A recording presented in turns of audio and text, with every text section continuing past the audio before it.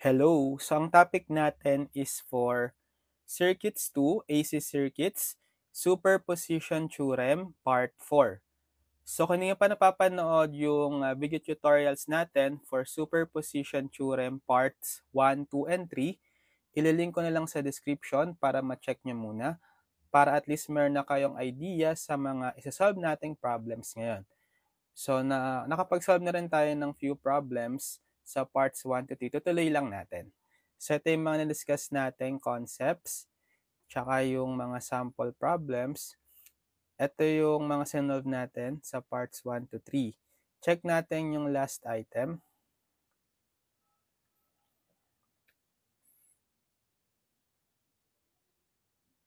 Okay yun.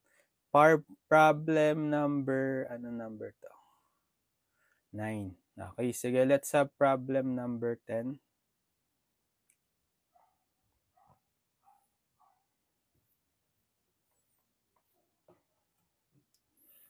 So, determine I/O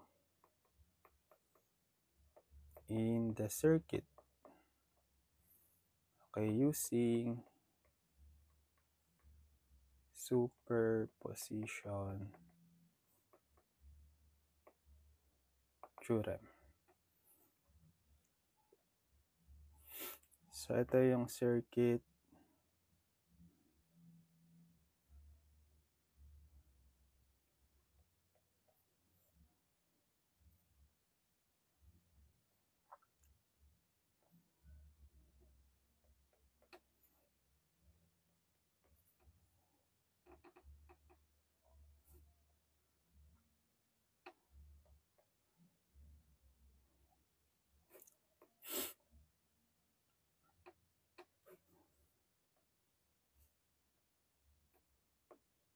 Kurong natin.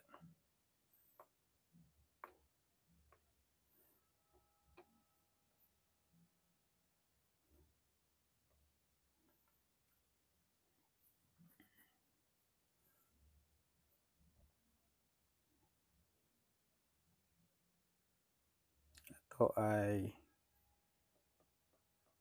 10 sine t minus 30 volts, 1 ohm, 1/6 farad, 2 ohms, 24 volts, 2 henries, 4 ohms, 2 cosine 3t amps.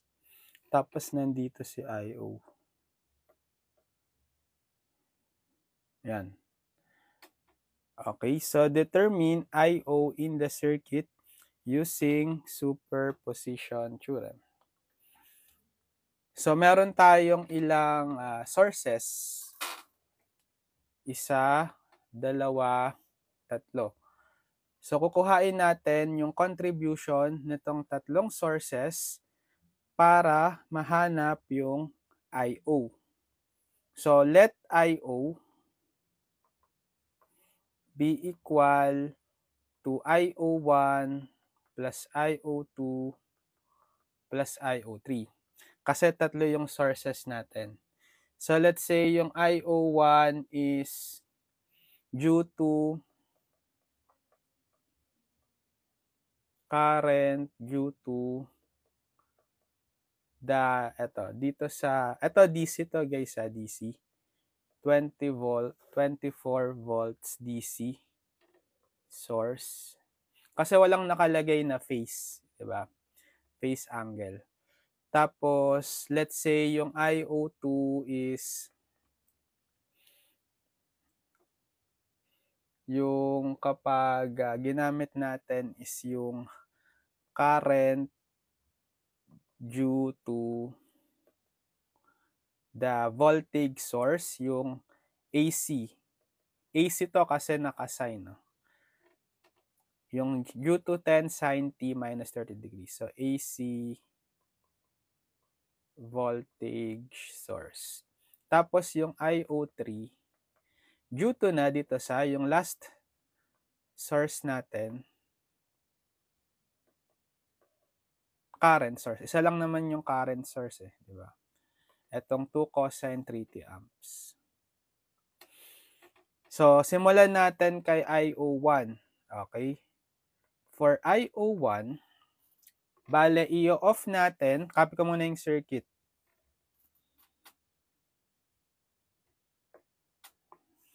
So, i-off natin yung dalawang source.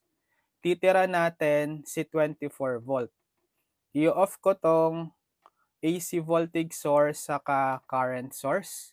Paano mag-off ng voltage source? I-short. Short lang natin. So, short. Tapos, paano mag-off ng current source? I-open. Okay. Yan. So, naka-open na siya. So, floating wires na lang to. Alisin ko na sa circuit. Yan. So, ito yung natirang circuit natin. Urong natin to. Pero, may condition tayo kasi 'di ba yung gawin ko tong IO1. Kasi 'di ba yung source natin dito is DC. DC source.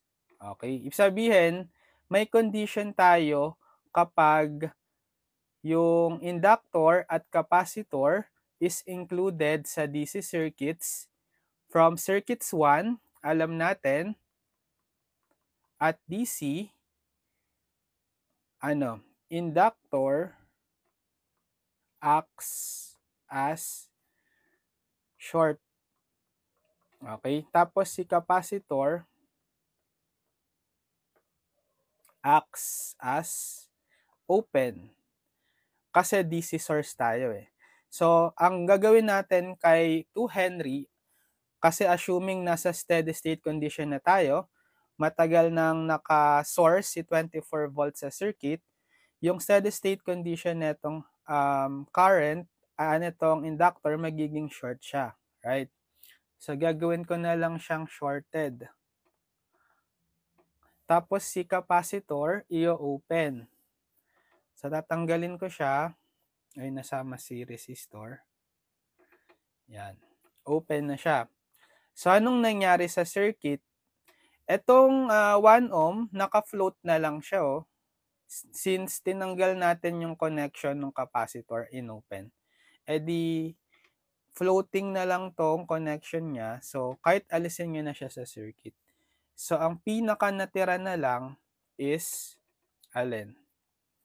Etong 24 volt DC source connected across, balin magiging series si 2 ohm tsaka si 4 ohm. Na short na si inductor. E di, makukuha natin si IO1 using Ohm's law na lang, di ba? So, by Ohm's law, so si IO1 is voltage over the resistance. So, check nyo kung positive or negative. Kasi yung polarity ng voltage is plus, minus. So, yung isusupply niyang current is pa-clockwise, right? Nag-conform ba dito sa direction ng IO1? Yes, pareho sila. Oh. So, positive yung IO1 natin. Equals, by Ohm's law nga, voltage over the resistance. So, yung voltage is yung 24 volts. Divided by yung resistance, isa-sum up nyo naka-series, 4 plus 2. 6. So, 24 divided by 6, ilan? 4 amps. So, yan yung IO1. IO1 is 4 amps. Next. So, kay ano naman tayo? For IO2. So, yung IO2, sabi natin, current due to the AC voltage source. E di, i-retain lang natin yung AC voltage source, tapos i-off yung other two. Copy ko yung circuit. So, yung AC voltage source, ito, di ba? So, retain siya, pero yung dalawang voltage, yung dalawang sources natin, si 24 volt tsaka si current source, i-off. So, si 24 volts, DC source, kapag voltage source, paano i-off? I-short. So, short natin ulit. Tapos, si current source, i-open. Yan. So, tanggalin ka na rin tong floating wires. Yan. So, anong nangyari sa circuit? Naging single source na lang siya.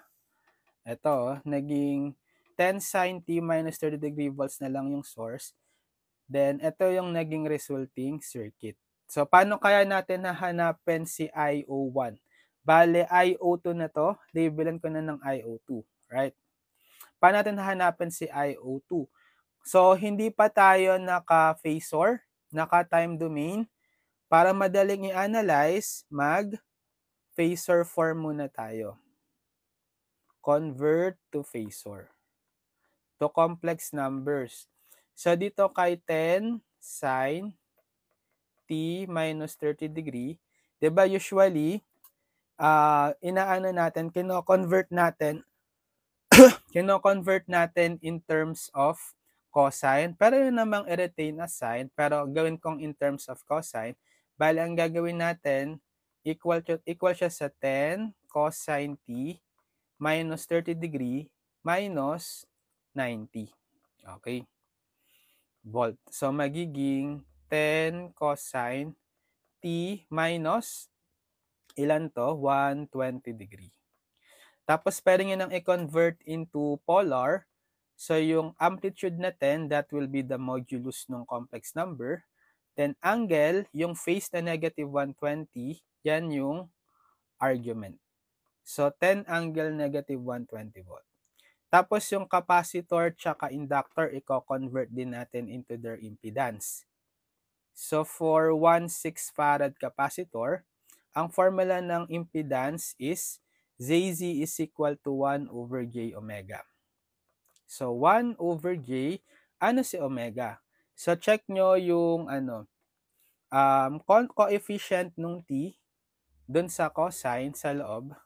1, right? Yung divisible 1. Yun yung omega. That's the angular frequency in rad per second. So, 1 over J, omega is 1 times the capacitance, 1/6. So, ilan to? 1 over J times 1 times 1/6. So, marireciprocal tong 1/6 magiging 6. Then, 1 over J, that's negative J. So, negative J 6 ohm. Tapos, for 2 Henry inductor, ano naman yung ZL impedance niya? J omega L. So, J omega sa same 1 and L yung inductance 2. So, J times 1 times 2, J 2 ohms. So, papalitan na natin yung mga value nito ng phase source. Etong sa voltage source, gagawin ko na siyang 10 angle negative 120.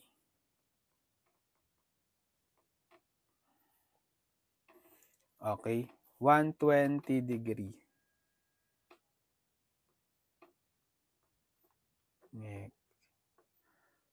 Tapos, etong capacitor, gagawin ko ng ano yung na-compute natin impedance niya? Negative J6. Tapos, si inductor, gagawin kong impedance J2. Okay, J2. So, paano natin pwedeng mahanap itong IO2? So, depende na lang yan sa inyo kung anong gusto nyo gawing method.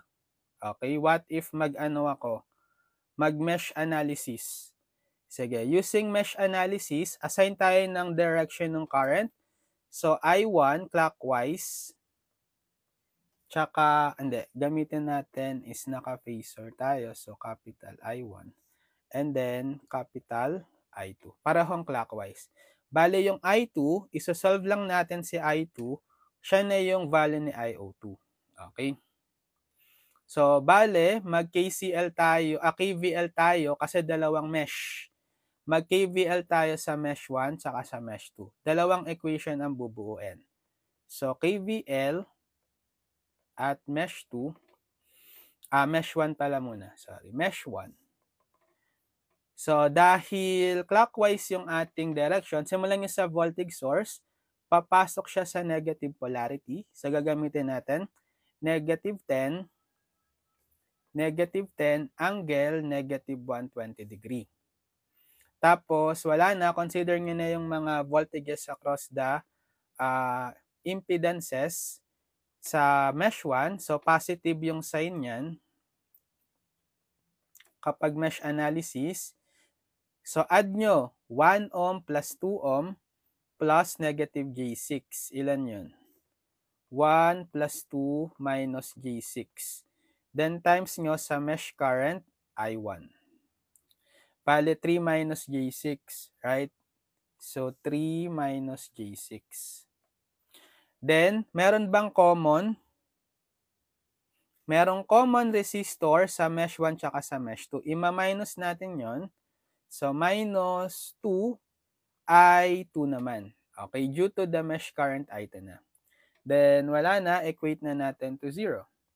Okay, so, bale, sige, transpose ko lang tong negative 10, angle negative 120 sa kanan. We will have 3 minus J6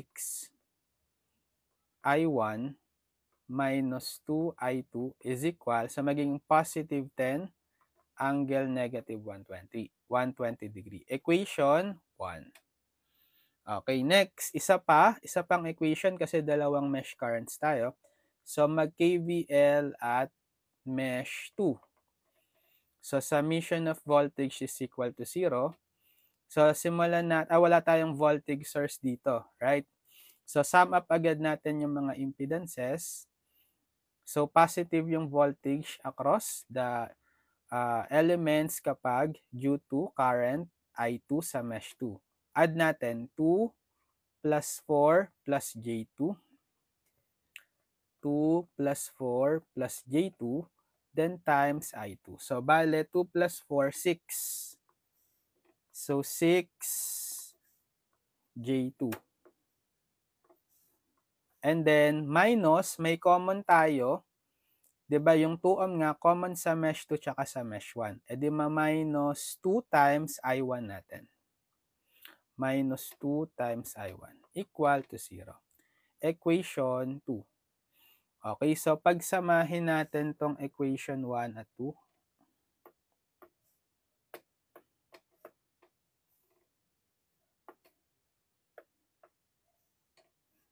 So solve natin to simultaneously. Unfortunately, sa AC circuits, hindi kayo pwedeng makapag-shift solve ng complex number. Unlike sa DC circuits, kahit hanggang 4x4 ba yan, 4 systems of linear equations and 4 unknowns, kaya niyan i-shift solve.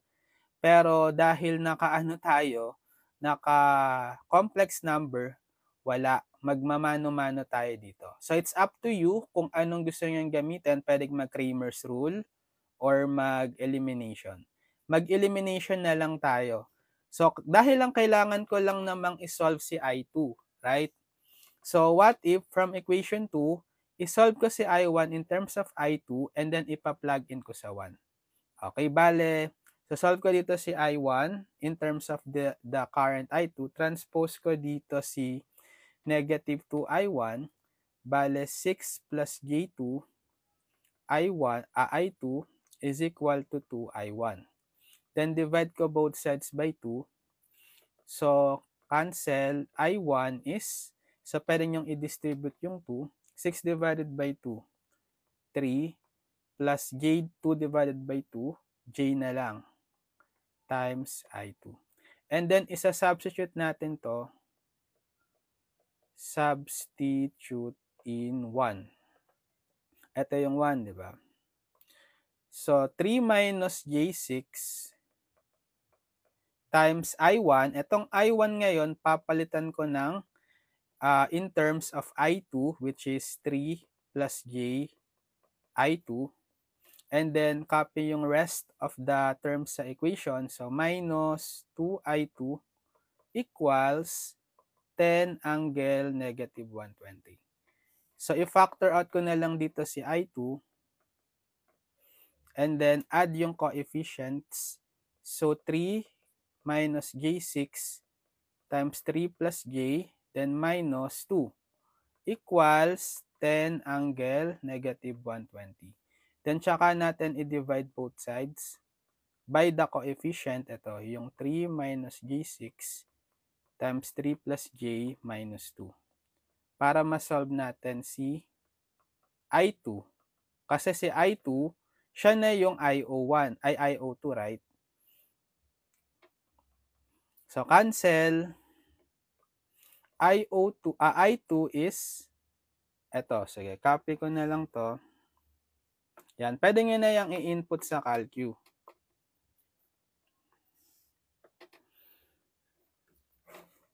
Input natin sa Calcu in complex mode, mode 2. So, naka-degree tayo. Shift setup 3. Yan. Numerator is 10 angle negative 120 divided by 3 minus, 6i. Yung I is the J. So, 3 minus J6 or 3 minus 6I na lang. Then, 3 plus J. So, 3 plus I minus 2 equal. Okay, convert natin to into polar. So, shift to 3. Okay. Approximately 0.504 angle negative 70.991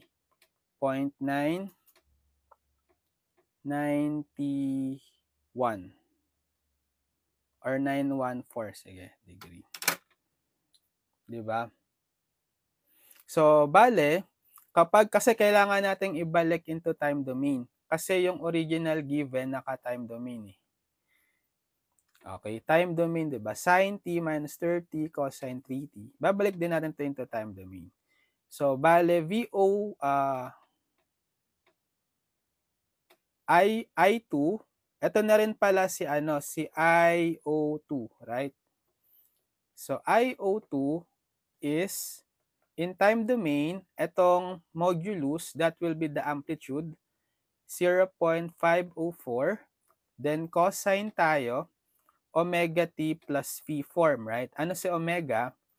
Yung ginamit natin kanina, yung angular frequency, 1. So, times 1. So, 1 lang to or t. T na lang, di ba? Tapos, plus the phase phi, etong negative 70.914.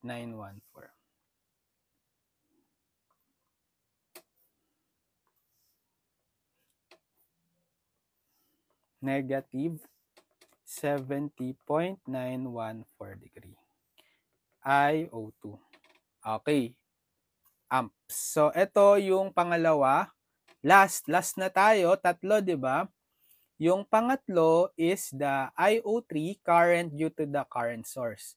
So, si current source naman yung ititira natin. I-off yung other two sources. So, copy ko ulit yung circuit.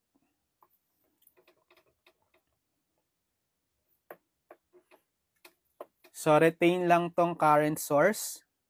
Tapos, i-off natin yung dalawang source. Parehong voltage source, isang DC, tsaka isang AC. Okay? So, puro short lang gagawin sa kanila, di ba? Pag in-off. Short din natin to.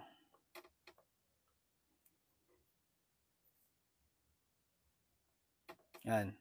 So, ano na yung circuit natin? Parallel na lang to. Parallel, connected across the current source. Magka-current divider na lang tayo dyan. Pero, convert lang muna natin into phasor kasi naka-time domain. So, parang dun sa kanina, di ba? Convert muna natin to phasor. So, itong current source, 2 cosine 3t, pwede yung isulat as 2 cosine 3t plus 0 degree. Right? So, bale yung 2, that will be the modulus, then angle, phase yung 0 degree. Tapos, yung capacitor ulit, tsaka inductor, convert to impedance. So, for 1/6 farad capacitor, Bale, yung ZC is 1 over J omega C. Ano ngayon si omega? Iba na. Yung coefficient ngayon ni cosine sa loob ng t is 3. So, 3 rad per second. So, 1 over J, omega, papalitan nyo ng 3, tapos yung capacitance, 1/6. So, ilan to? 1 over J, 3 times 1/6. Kasi yung 3 times 1/6, that's 1 half. So, reciprocal mo yung 1 half kasi naka 1 over 1 half, 2. Then, yung 1 over J, negative J. So, negative J, 2 ohm. Tapos, for the 2 Henry, tama ba? 2 Henry, ang ating ZL is J omega L. So, J omega, 3 uli, times the inductance, 2. J3, 2. J times 3 times 2, J6. Okay, J6 ohm. So, papalitan na natin itong capacitor. Gawin nating impedance equal to negative J2. Tapos, si inductor, gawin nating impedance equal to J6. Tapos, itong current source, gagawin ko na siyang 2 angle 0 degree. Yan. So, ang gagawin na nga lang natin, current divider. Kasi parallel, connected across the current source. So, saktong-saktong i-current divider na lang yan. Ang gagawin natin, current divider na lang. So, by current divider rule or CDR for short, bali ito ay IO3 na. IO3 na ilalagay ko dito. Yung label natin sa current due to current source. So, paano hanapin si IO3 using current divider? Check nyo muna pala yung sign. Dahil yung ang direction ng current is pataas, ang isusupply niya, ang iba-branch out niyang mga current is paganyan, paganyan, paganyan. 'Di ba? So, tama sa direction ng IO3. So, positive yung current. Okay, so bale, IO3 is conductance ng kino-consider na branch. 'Di ba yung J6 saka 4 ohm na naka-series, impedance nila is yung sum, 4 plus J6. Pero, ang gagawin, i-reciprocal nyo para conductance. So, 1 over 4 plus J6. Then, over the sum of the conductances ng tatlong branches. So, sige, simulan natin sa 1 over 4 plus J6. Conductance ng branch na to. Ito, conductance ng branch na yan, 1 over 2. Reciprocal lang lagi ng impedance plus conductance nito. So, naka-series si 1 ohm kay negative J2. Add 1 over 1 minus J2. Conductance niya. 1 over 1 minus J2. And then times the current source natin na 2 angle 0 degree. Okay.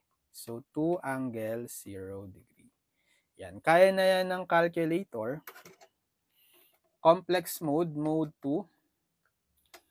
So, input 1 over 4 plus 6i kasi J6 over 1 over 4 plus 6i ulit plus 1 half plus 1 over 1 minus 2i. 10 times times 2 angle 0. Naka-degree dapat. Equals. Okay, ito yung exact rectangular form. Convert natin to polar. Kasi kailangan ibalik sa time domain, right? So, shift 2, 3. Okay. 0.3352.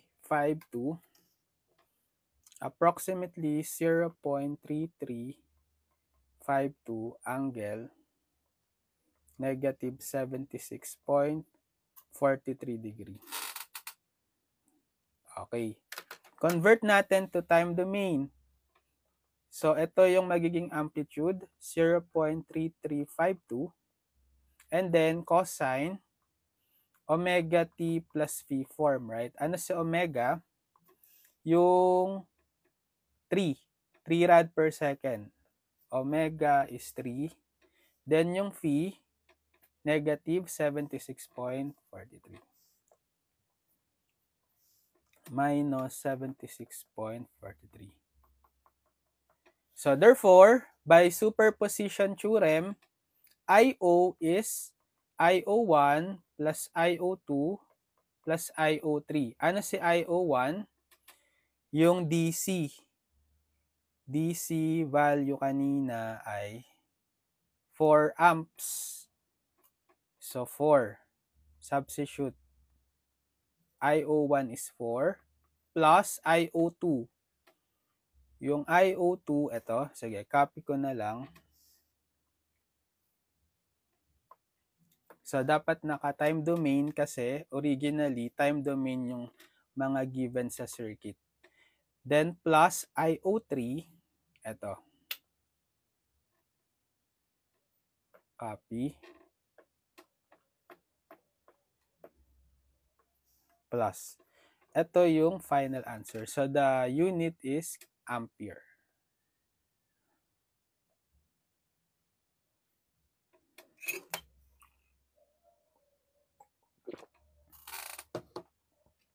Okay, next. Problem, ano na to? Number 10. Okay, problem number 11. Sige. Problem number 11. So, for problem number 11, find IO. IO then. Using superposition theorem. Ito naman yung circuit.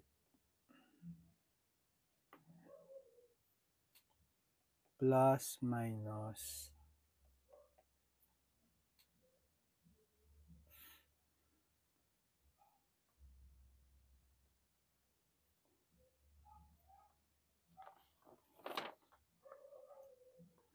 Current source. Resistor.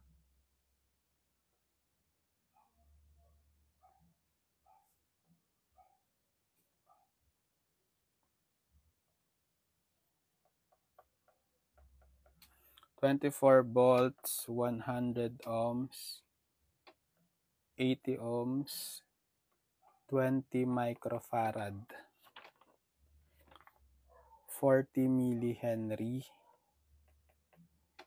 60 ohms, ito 50 cosine 2000 t volts, and then ito 2 sine 4000 t amps. Tapos yung hahanapin si IO, nandito si IO. Yan. So, meron ulit tayong circuit, hanapin si IO, yung current flowing sa branch na yan, using superposition. So, ilan yung sources natin? 3. 1, 2, 3. So, let's say, yung IO is equal to IO1 plus IO2 plus IO3. Superposition theorem. Let's say yung IO1 is the current due to, sige dito muna sa 24 volt DC source. 24 volt. DC to ulit, wala siyang phase angle eh, di ba? DC source. Next, so si IO2 naman, sige, due to the voltage source naman, AC voltage source. Current due to AC voltage source. Last, yung IO3, so current due to eto na, yung natitira, yung AC current source. Yan. Sige, simulan natin to find IO1. For IO1, so i-retain ko lang tong voltage source DC. Tapos i-off yung dalawa, yung other two sources. So retain to, si 24 volts. Paano mag-off ulit ng voltage source? I-short. So short ko na to. Short. Paano mag-off ng current source? Open. So open ko na to. Yan. So floating na lang bali ito, right? Floating wires na lang to, alisin na natin. So anong kinalabasang circuit? Ganito. Pero apply pa natin yung condition, 'di ba? Kapag DC, yung parang sa kanina, inductor acts as short. Tapos capacitor acts as open.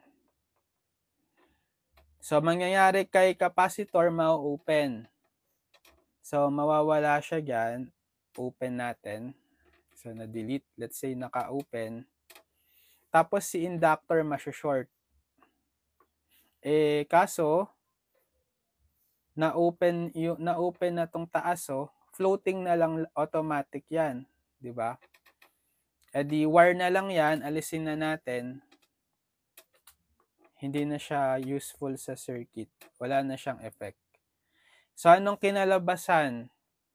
Okay, naging ano na lang, naging series 100 ohm, 80 ohm, 60 ohm connected across the 24 volt source. Paano mahanap si IO1? Ohm's law. So by Ohm's law, IO1, check nyo yung sign, positive or negative. Kasi yung polarity ni voltage source is plus minus, ang direction ng isusupply niyang current is pa-clockwise. Ay pa-counterclockwise, right? So, nagko-conform dun sa direction ng IO1. So, pareho sila, so positive. Kasi pataas yung IO1 eh. Pero i-ohms law natin, Ohm's law is voltage over the resistance, right? Ano yung voltage? 24. Ano yung resistance? So, naka-series yung 100, 80, tsaka 60. I-add. 100 plus 80 plus 60. Okay, ilan yan? So, 24 over 100 plus 80 plus 60. 0.1 amps. IO1. Okay. Mamaya, gagamitin natin yan. Next, IO2 naman tayo. Ano ba yung IO2? Current due to the AC voltage source. Di, i-retain natin yon, yung AC voltage source, tapos i-off yung other two. Copy ko muna ulit yung circuit.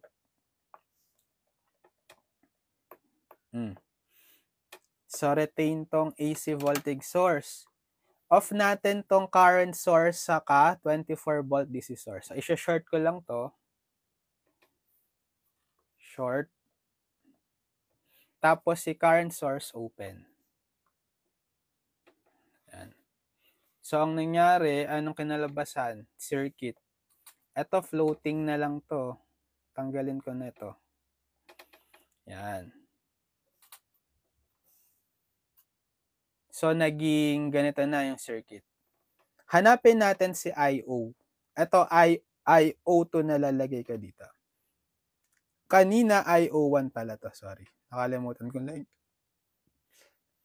Pwede tayong Pero bago natin analyze, naka-time domain kasi tayo, convert natin to phasor. Diba?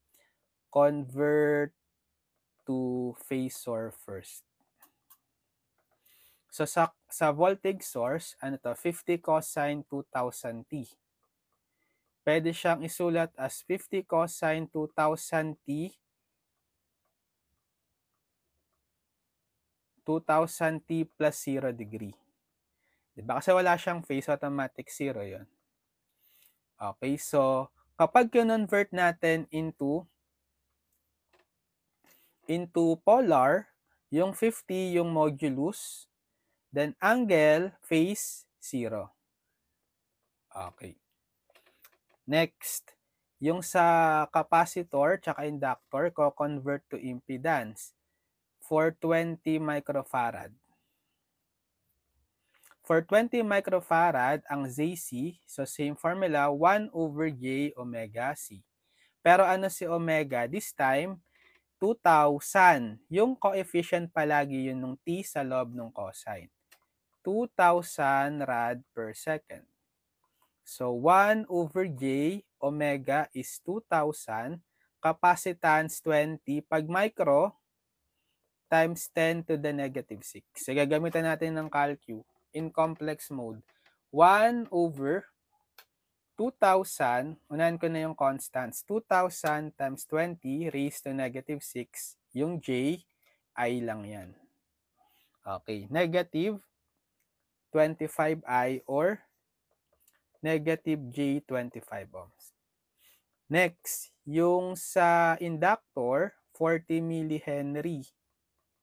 40 millihenry, ang ZL niya, J omega L. So, J omega, same, 2,000 times the inductance, 40. Kapag milli naman, times 10 to the negative 3. Okay, so input natin, unahin yung constants. 2,000 times 40, 10 to the negative 3i. Okay, 80i or J 80 ohms. So, papalitan na natin itong currents, itong voltage source, gagawin ko na siyang polar form, 50 angle 0.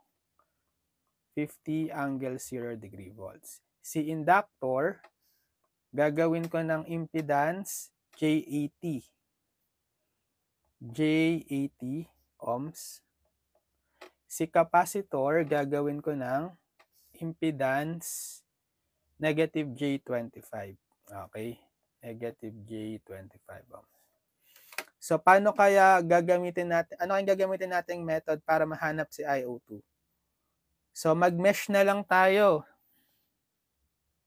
Pwede ba? Or, kaya ba to ng ano? Sige, try naman natin yung hindi nagme-mesh. Paano kapag hindi magme-mesh? Pwede mong kuhain yung current na to, yung total current. Expert tayo na ibang method.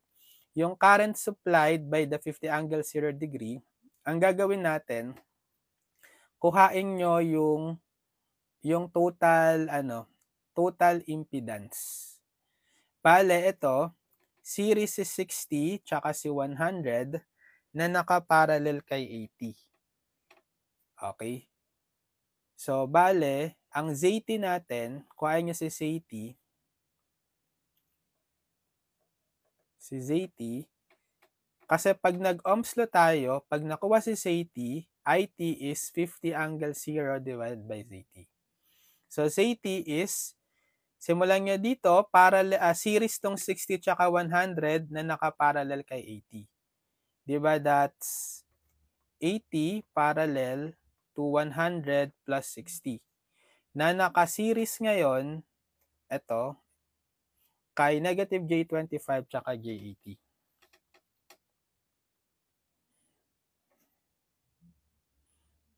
J25 negative. Or sige, kuhain muna natin yung kuhain muna natin to. 'Di ba kapag kapag dalawang parallel lang, product over sum. Gawin ko na tong 160. So, product over sum 80 times 160 over 80 plus 160. 160 over 3. 160 over 3 ohms. So, pag niredraw natin yung circuit,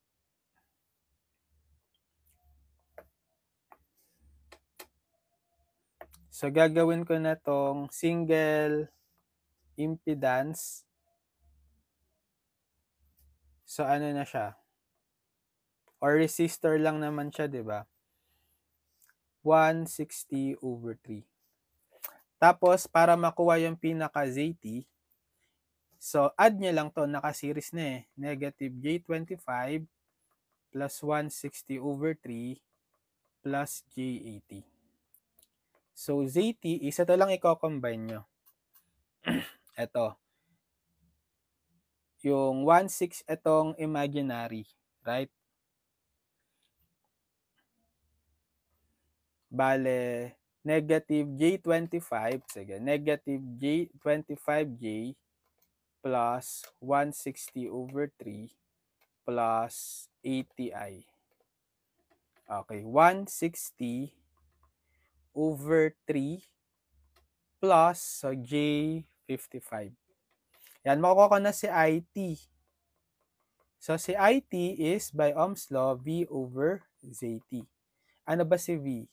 50 angle 0 degree divided by ZT, 160/3 plus J55. Okay. Tapos, gamitan na lang natin ng calcu. 50 angle 0 divided by 160/3 plus 55I. Okay, ito yung IT. Equal to 960/2113 minus 990/2113J. Tama. O, amps to amps. So, saan natin gagamitin tong IT? Pag binalikan natin yung circuit, di ba, ang dadaloy na ng current kay IT, ang dadaloy na ng current dito sa bawat elements, dito, si IT kasi series. Ito, hindi siya single resistor lang originally, right? Kinombine lang natin yung parallel na 80 tsaka yung 100 plus 60, 160. Pwede tayong mag-current divider. So, kapag i-redraw ko lang yung dalawang natira. So, si 80 ohms, tapos yung, di ba yung, ano yun, yung 100 plus 60. So, alam na natin yung dadaloy na current dito na yung IT, right? Parallel sila. Ang hinahanap is yung IO2. IO2, di ba? Pataas yung direction. Tama. Current divider. Di ba? Pero opposite yung direction, no? Dapat ang isusupply ni IT sa bawat branch pababa, pababa. Magdi-divide itong IT sa branches na to pababa yung direction kasi pag ganyan siya pa kanan. Kaso yung IO2 pataas, di opposite. So negative yung ano natin ilalagay. IO2 is negative nung current divider. Current divider, bale, kino-consider yung current dito. Ano yung conductance niyan?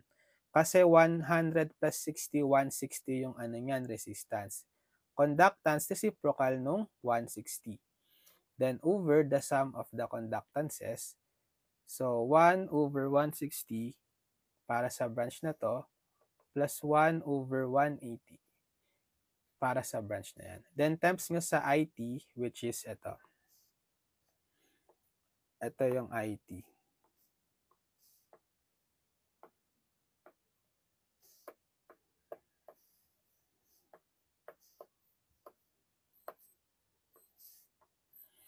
Yan. Ito yung magiging IO2. So, ito na pala yung IoT natin, IT natin, no? Okay. Nasa ANS siya. ANS. Okay? Or sige, shift store nyo sa A. So, input natin to. So, negative 1 over 160 divided by 1 over 160 plus 1 over 80, mali, 0, times alpha A. yung nasa ans, di ba? Or yung in-store natin sa A. Ito yun, yung current ID. So, convert natin into polar kasi ko-convert natin yan pabalik sa time domain, di ba? So, shift to 3. So, 0.218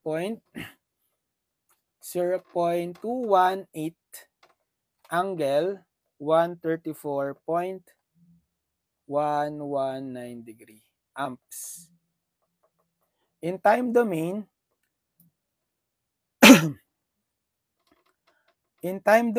bale magiging 0.218 cosine omega t plus phi. Ito yung amplitude. Okay? So, bale, gagamitin natin omega is yung ginamit kanina. Ano ba yung ginamit natin kanina? 2,000. So, 2,000 T.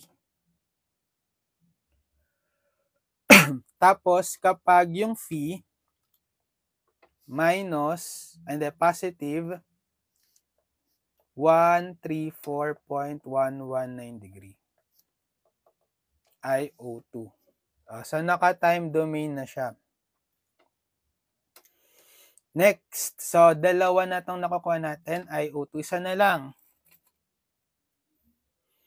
Yung IO3. Ano si IO3? Current due to the AC current source. Sige. Retain natin si current source. Copy ko yung circuit.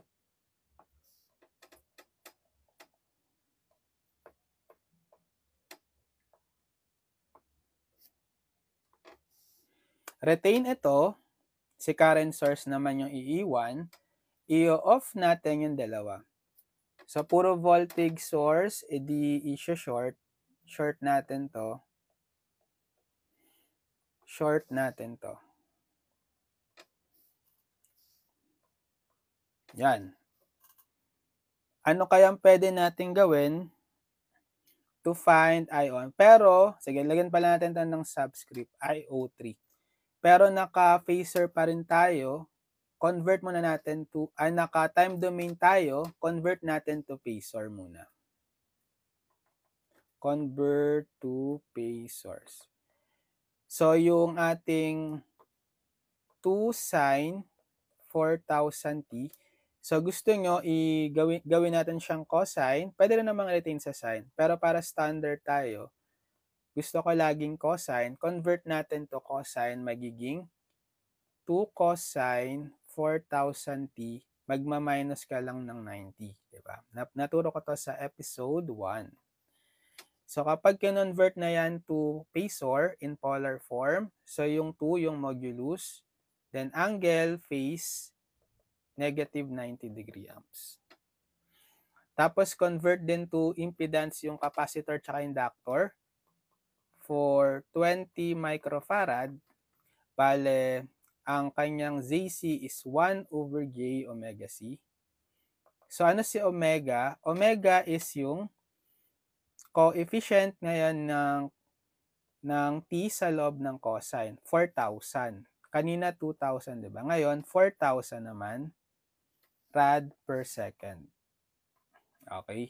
So, 1 over J omega, substitute, 4,000 times 20 microfarad yung capacitance.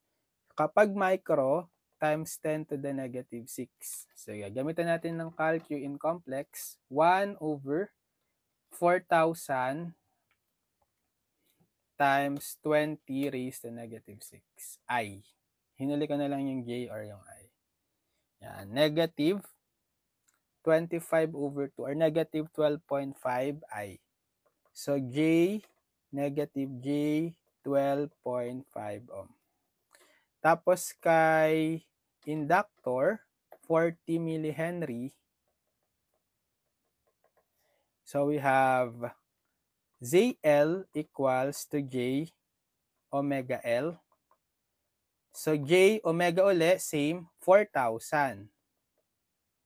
Then, the L, 40 milli. Kapag milli, 40 times 10 to the negative 3. So, 4,000 times 40 raised to negative 3 ay 160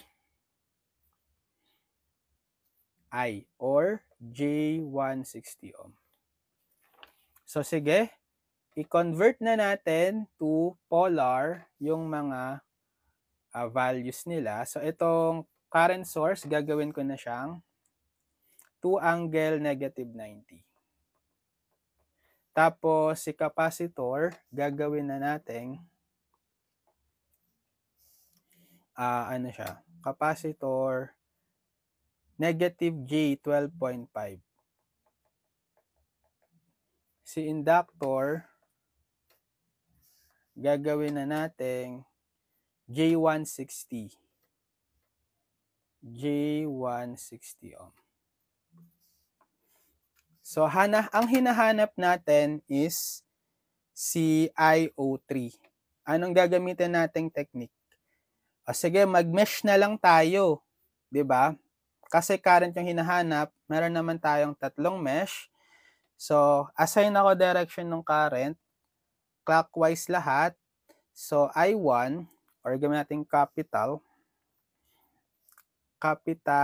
I1, puro clockwise capital I2, and then capital I3. Bale, yung I3 natin is equivalent dito sa current IO3. Kaso, opposite sila. Kasi kung clockwise si I3, salungat siya dito kay IO3. Bale, gagawin natin, IO3 is negative I3. Same magnitude, pero magkasalungat. Okay. So, paano natin ito i-analyze? Sige, copy nga natin dito para malapit. So, yung sa mesh 1, di ba nasa loob nung current source? May current source sa mesh 1. Si 2 angle negative 90. E di kung ano yung value ng current source, yun na rin yung value ni I1. So, wag na tayong mag-KVL sa mesh 1. Automatic, I1 is, pero check nyo kung pareho ba sila ng direction. Pataas yung current source, tapos si inassign nating direction ni mesh current I1 is clockwise, so pareho.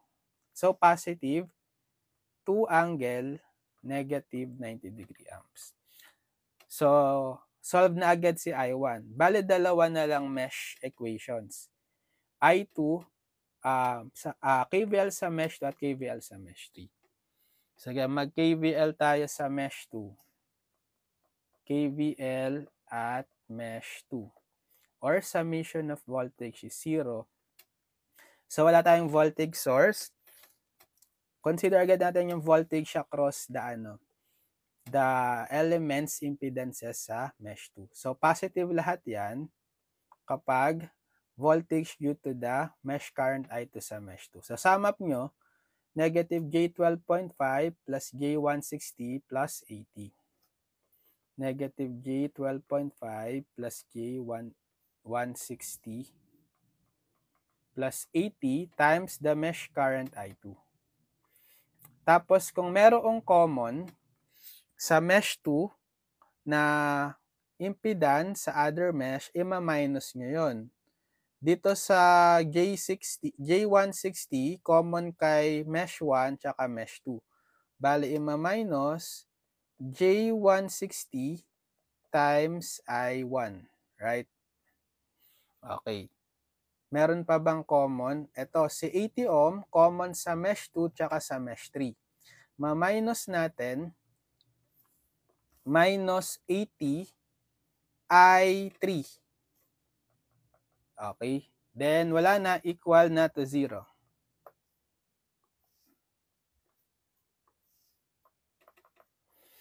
So, sum natin to, i-total natin, negative J12.5 plus J160. Ilan yun? Bale, ito lang naman i-combine. 12.5, negative 12.5 plus 160.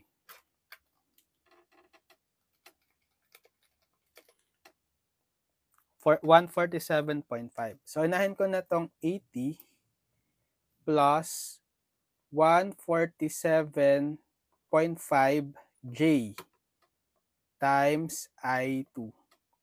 Then minus J160. Eh, di ba yung I1, may value na tayo. Pwede nyo nang i-plug in 2 angle negative 90 degree para ma-reduce na yung number of unknown. Then minus 80 I3 equals 0.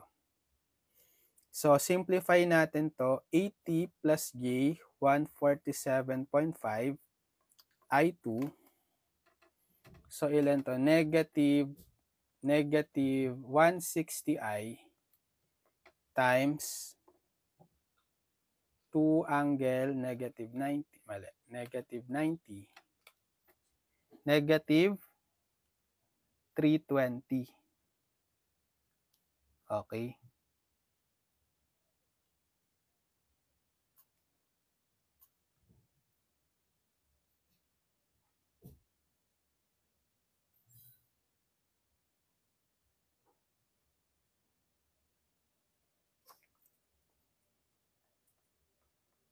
Tapos, minus 80 I3 equals 0. Sige, transpose ko na lang tong constant sa kanan. Bale, 80 plus J, 147.5 I2 minus 80 I3 is positive 320. Equation 1. Sige, equation 1. Next, equation 2. For equation 2, gagawin natin, magke-KVL na lang dito sa mesh 3. So, KVL at mesh 3. So, summation of voltage is 0. So, simulan natin sa voltage source kung meron, wala. Okay? E di proceed ka na sa voltage across the impedances. So, puro resistor lang, oh.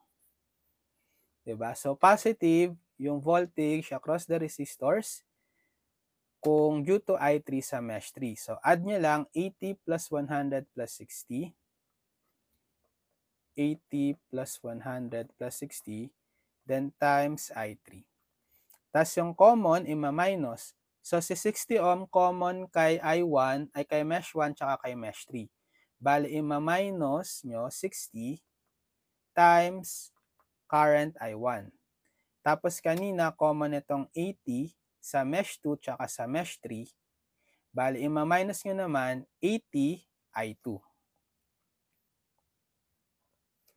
Minus 80 I2. Equal, so lahat na na-consider, equal na to 0. So, sum up nyo to, what is 80 plus 100 plus 60? 240 I3 minus 60 I1. Pero yung I1 pala, papalitan na natin yung value. Parang sa kanina, pinalitan na natin ng 2 angle negative 90 kasi may value na tayo eh. Para ma-reduce yung unknown.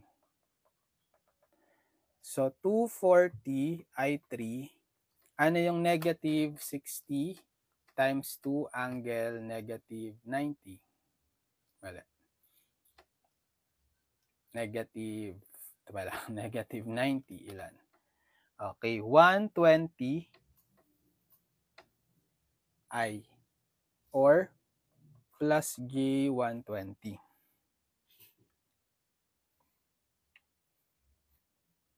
Then minus 80 I2 equals 0. Sige, lipat na lang natin to, constant lang to eh. So, unahin ko si negative 80 I2 plus 240 I3 equals negative J120.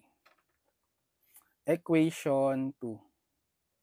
Sige, so pagsamahin natin, nakadalawang equation na tayo. Ang hahanapin ko lang para ma-solve agad yung problem, hindi natin sa-solve pareho 'to. Ang kailangan lang natin si I3. Okay, kasi yan yung negative nitong IO3. Solve natin to simultaneously, equation 1 and 2. So hindi siya pwedeng i-shape solve sa calcu kapag complex. So manually natin yung i-compute. So paano natin i-compute? Pwedeng elimination, substitution, or Cramer's rule. Okay. Pababain nga natin yung pababain natin yung nito. Kasi ito, pwedeng i-divide natin by by 10 para mas mababa. Bale, 80 divided by 10, 8 na lang, plus ito, 147.5 divided by 10, 14.75 na lang. JI2. Then minus 8 na lang to. 80 divided by 10, 8I3. Then 320 divided by 10, 32. Okay, equation 1. Ito rin pwedeng pababain, no? Divide natin. Anong GCF? Ng ng 80, 240, tsaka 120. 20. Okay, divide natin to by 20. Wala lang, pinababa ko lang para mas madaling i-solve. Bale, negative 80 divided by 20, negative 4, I2. Plus 240 divided by 20, plus 12, I3. Tapos, negative J120 divided by 20, negative J6. Okay, equation 2.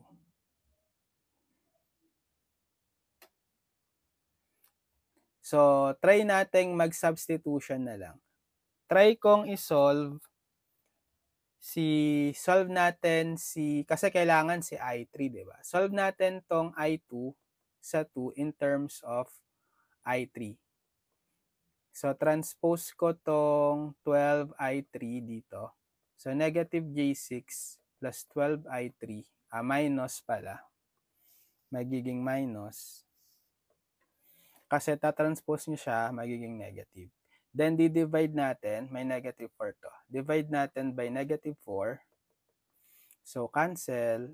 I2 is, so negative J6 divided by negative 4. Negative. Pwede natin yung i-divide. Negative 6i minus 12, 12 divided by negative 4. Okay. 3 plus 1.5. So, 1.5j plus 3i3. Diba? Ipapalit ko ngayon to. Ito yung panibagong, equation 3. So, substitute 3 in 1. Ito si 1, right?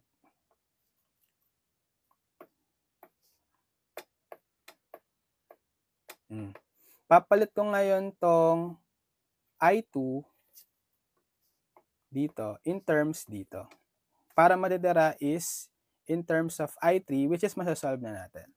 So, 8 plus J, 14.75 times I2, which is in terms of I3 gagamitin ko, ito. J 1.5 plus 3 I3.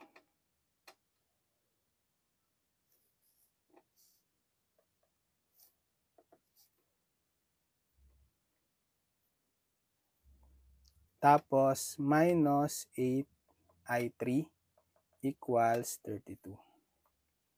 Distribute lang natin to.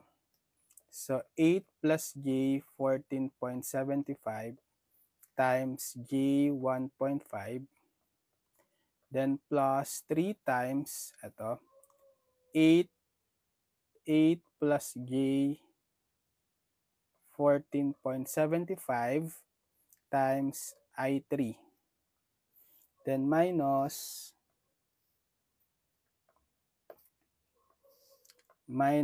8I3 equals 32.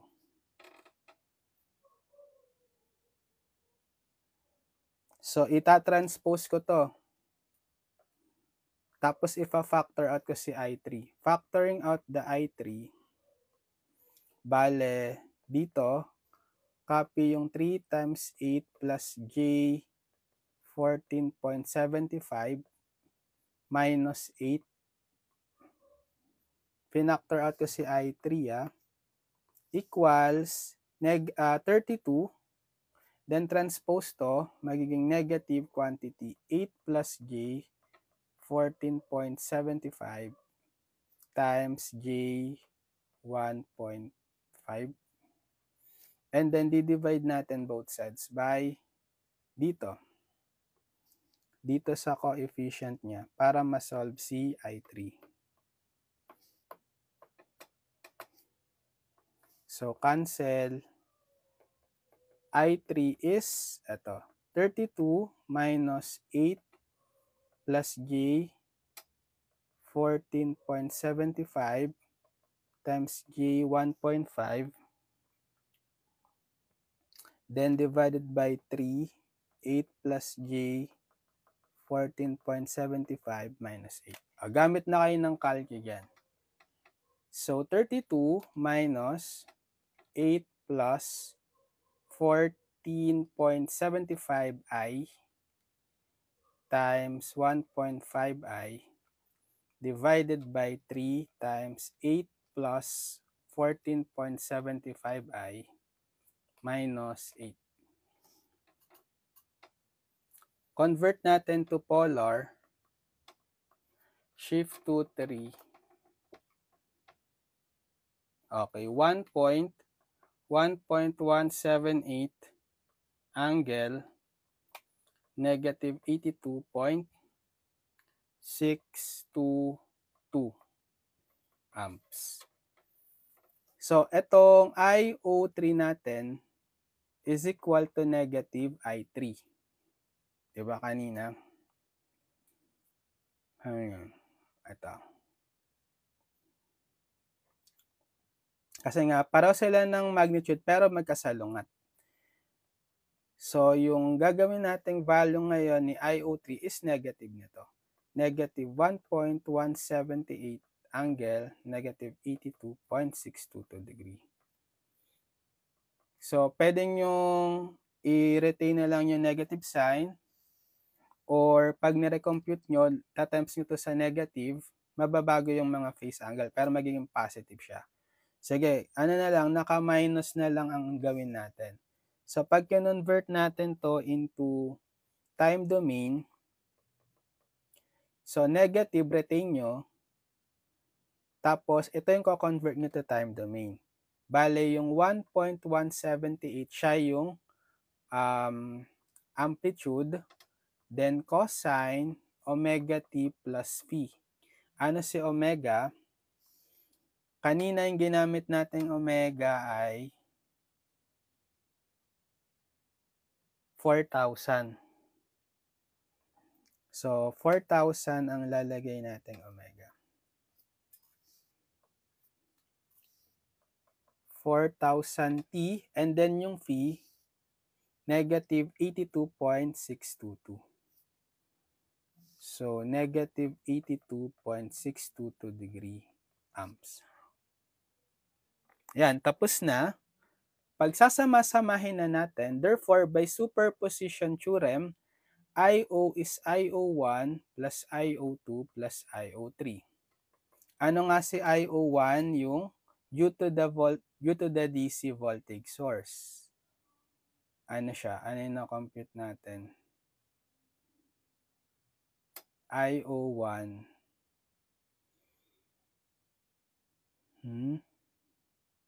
0.1. Okay, 0.1 amps. IO1 yon. Okay. IO1, 0.1. Plus IO2, ano yung na-compute natin? Copy ko na lang. Sana si IO2. Ito. IO2. Copy.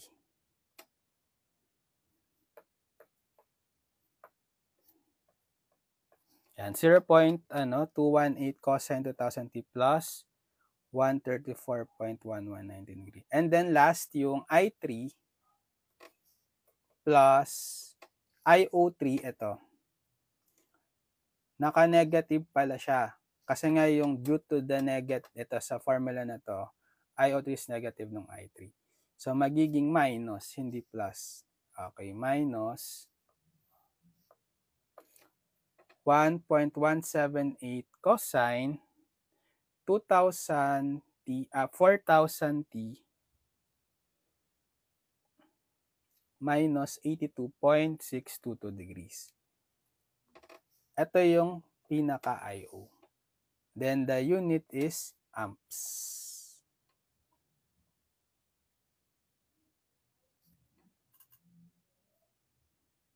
Okay, ayan. So, yan yung current IO gamit ang superposition theorem. So, nagets ba? So, anong problem yun? 11. Okay. So, I think enough na yon. Hanggang problem 11 na rin yon. Sige, so hanggang dito na lang yung ating topic, superposition theorem. So, abangan nyo yung next video tutorials natin. Siguro magne-next na tayo. Next network theorem, baka Thevenin-Nortons, ganon. Sige, abangan nyo lang.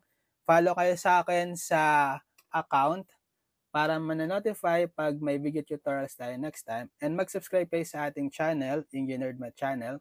Lilink ko na lang sa description yung mga past video tutorials natin, tsaka yung pinaka-playlist natin sa AC Circuits, Circuits 2, para meron kayong reference video tutorials sa lahat ng mga topics from lesson 1 to the last lesson sa whole course nyo for Circuits 2.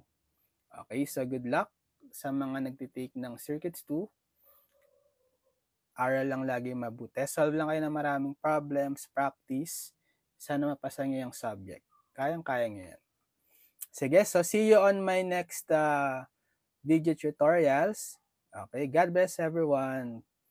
Padayon, future engineers. Bye-bye.